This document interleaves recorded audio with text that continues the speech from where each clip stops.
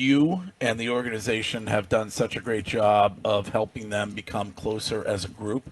Do you see that and feel that, and what, how do you do that? Well, I mean, I think that you just try to invest time in the players and obviously be intentional with building a locker room. I mean, we're going to be together for a long time. It's a long season, and we don't we don't want these to be 1 year rentals. We want to try to build something with players and build around them and those pieces. And so, there's a lot that goes into it. There's a lot of, again, there's a personal side of this business and a professional side of this business. And, hopefully we don't let those interfere with each other. And, but we certainly are trying to be intentional with making connections throughout the building and between players and between coaches and players. You talk about being intentional.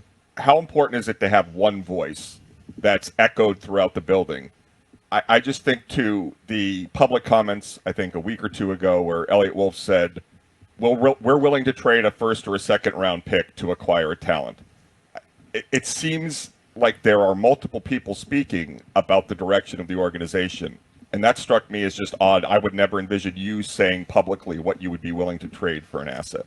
Well, I mean, I think that when you talk about player acquisition, I think it depends. That's a hard question to answer without talking about who that player is. And I think that we have to go to great lengths to improve this team. And those are different options. And if that's through the draft or trading somebody or trading for a player, I'm certainly not going to speak for anybody or Elliot or anybody else, but we will have to we'll have to make sure that we invest a lot of time into what those decisions are, look at them, and then say, is this what's best for the team?